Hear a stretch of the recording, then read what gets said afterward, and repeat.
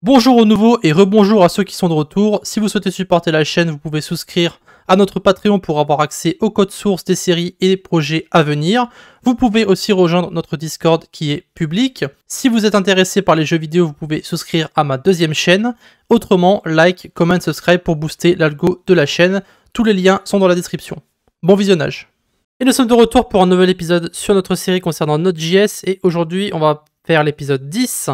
Et on va introduire, alors ce sera peut-être l'épisode 9.5, c'est un peu un entre-deux on va dire, mais ça sera sûrement l'épisode 10. Donc ici on va voir comment changer de version avec Node, et ensuite on verra comment utiliser l'API Fetch qui a été intégrée sur Node, et pourquoi je l'utiliserai peut-être pas. On verra ça ensemble. Donc jusque maintenant, pour changer de version sur Linux et macOS, on utilisait ce qu'on appelle le Node Version Manager, donc le NVM que vous avez sûrement déjà vu. Cependant, il faut savoir que ce NVM-là n'est pas disponible pour Windows directement. Alors ça peut être utilisé avec Windows, alors ici si on regarde par exemple, vous pouvez voir Windows WSL, qui est en fait un sous-système de Windows pour utiliser Linux sur Windows en gros. Et du coup, ce n'est pas disponible directement sur Windows en lui-même. D'accord? Donc ici, c'est marqué, voilà, support Windows dans certains cas, donc via le WSL, donc le Windows Subsystem for Linux, et aussi via Git Bash ou Cygwin. Tout ça, on n'a pas, on n'a rien installé de tout ça, donc nous, on va utiliser autre chose. On va utiliser NVM qui a été créé pour Windows. Alors ça a été créé il y a quelques années, hein, ça fait 4 ans maintenant, ça a été créé avec Go justement, ce qui est assez drôle. Donc c'est NVM, mais pour Windows, hein, tout simplement. Donc c'est beaucoup plus simple à utiliser, on n'a rien à installer, il faut juste installer NVM. Voilà.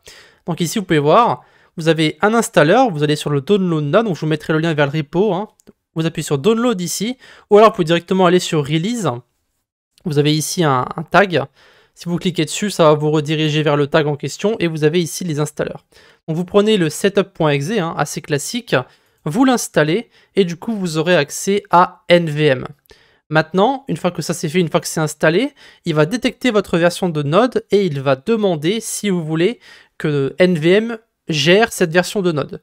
Alors vous cliquez sur oui, hein. Vous mettez pas non, vous cliquez sur oui, et ensuite, une fois que tout est fait, une fois que l'installation est terminée, vous allez fermer VS Code complètement, vous allez fermer tous les terminaux que vous avez ouverts, et on va en ouvrir un nouveau.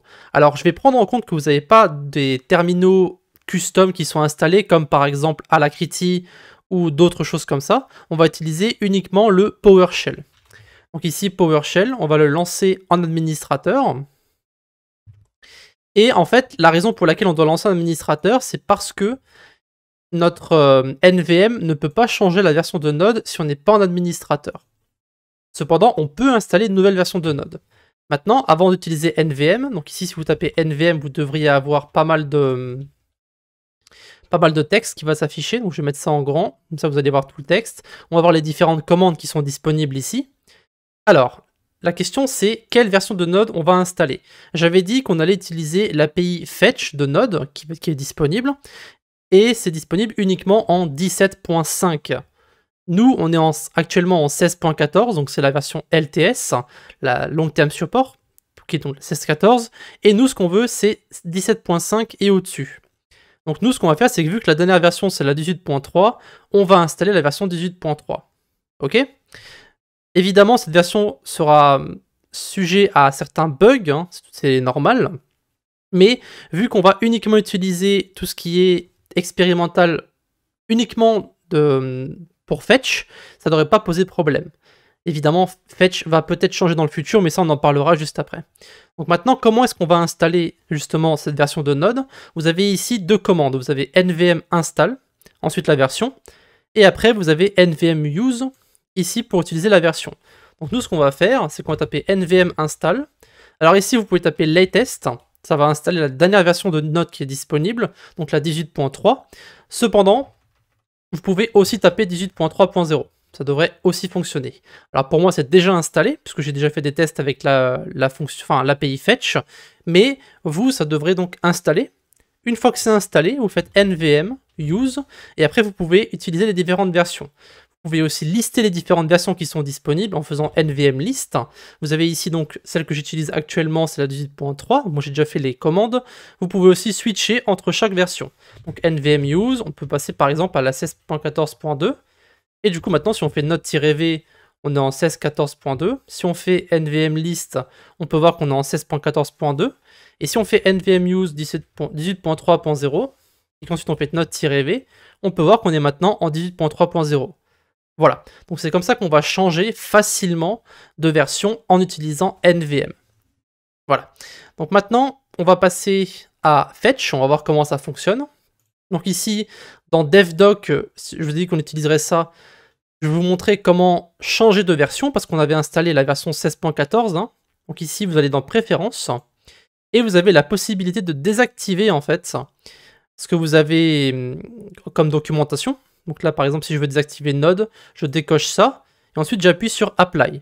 Donc là, si vous aviez 16 LTS, on va prendre en compte ce que vous aviez auparavant, vous aviez 16.13.2 probablement, on va aller dans Préférences, on va cocher Node.js, qui est en fait la dernière documentation qui est disponible, donc on va cocher ça, décocher la Node.js 16 LTS, et on va appuyer sur Apply. Et maintenant, ça va nous donner accès donc à Node.js 18.0.0. Et maintenant, si on tape Fetch, on voit ici le symbole de Node, on va appuyer dessus, et on peut voir ici que c'est donc une implémentation de la fonction fetch qui est disponible sur le navigateur, donc sur JavaScript. Évidemment, ici, il y a marqué que c'est expérimental. Qu'est-ce que le stability 1 veut dire? Si on clique dessus ici, on peut voir que stability 1, ça veut dire que c'est expérimental et que cette fonctionnalité va peut-être changer dans le futur. Voilà. Donc, nous, on va l'utiliser. Encore une fois, il est possible que ça change dans le futur et c'est pour ça que je ne voulais pas l'utiliser. Mais bon, autant faire quelques tests. De toute façon, c'est simplement une implémentation de la fonction fetch, donc ça ne devrait pas trop changer au niveau basique en tout cas. Voilà, donc maintenant on va cliquer sur cette fetch ici. Ça va nous rediriger vers la fonction fetch qui est disponible sur le JavaScript. Ça va nous montrer un petit peu comment l'utiliser. Ici, on va cliquer sur fetch, le fetch API ici, sur le côté. Et on va avoir Using the Fetch API. Donc vous avez en fait comment l'utiliser avec quelques petits exemples et c'est ce que nous on va faire. Alors ça c'est peut-être un peu compliqué, vous avez le await, async, plein de choses qu'on n'a pas encore vues, mais nous on va utiliser ce petit exemple ici qui est tout simple. Donc maintenant que ça c'est fait, maintenant qu'on a changé de version de Node, on va pouvoir justement relancer VS Code et on va changer le code que nous avons écrit dans la vidéo précédente.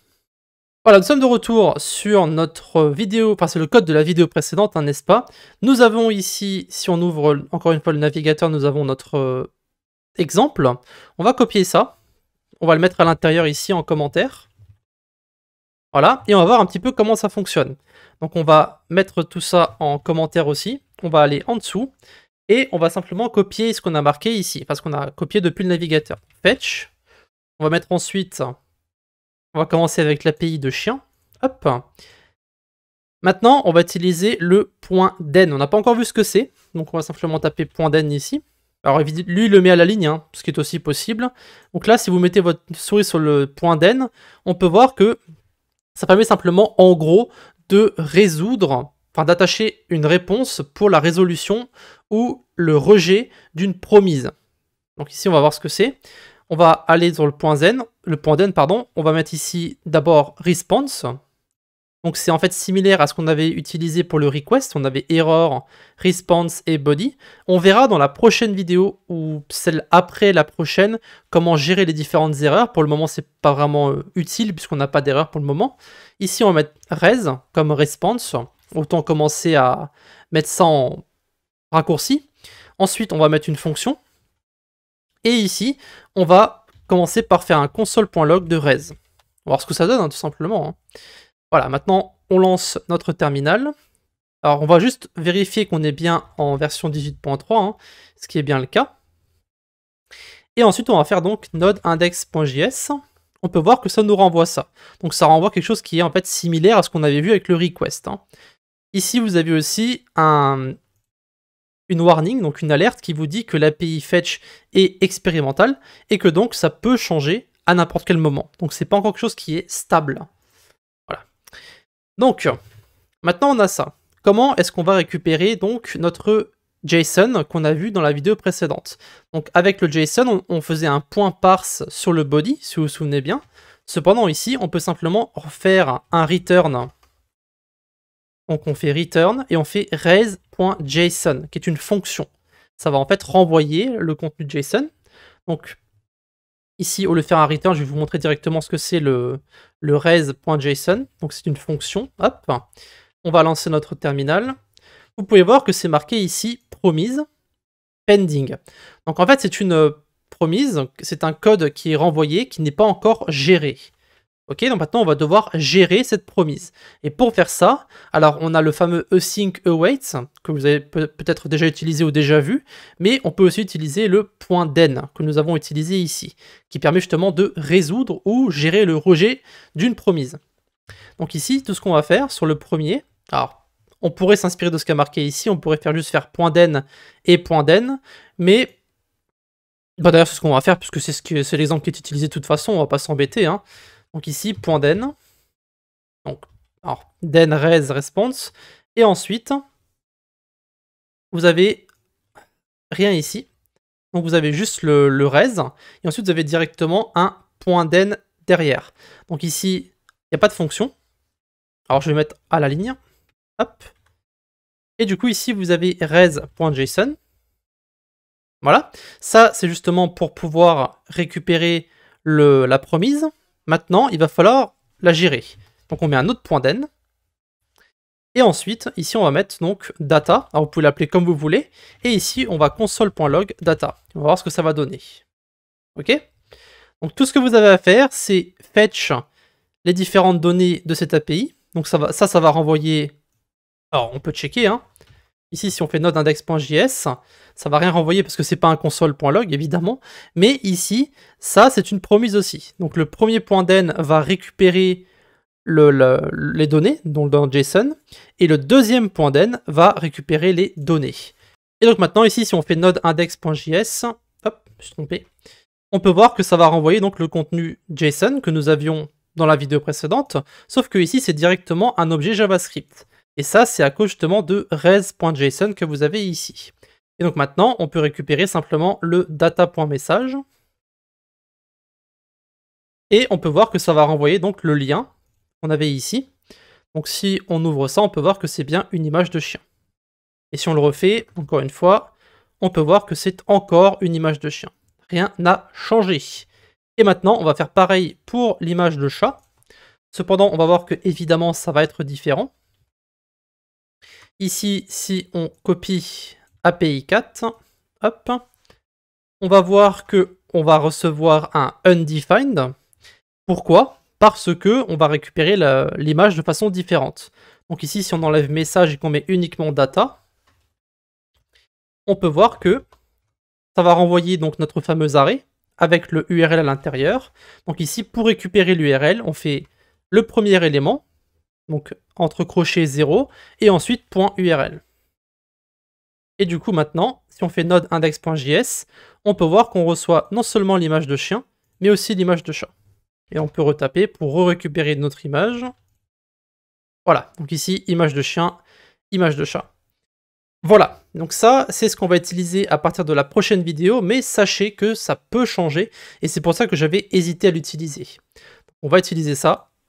Et si jamais il y a un changement dans le futur, ça ne devrait pas être un gros changement quoi qu'il arrive sur la fonction basique, puisque c'est la même fonction que le fetch en JavaScript. Mais si ça change, je mettrai un commentaire dans cette vidéo et probablement dans la prochaine vidéo aussi.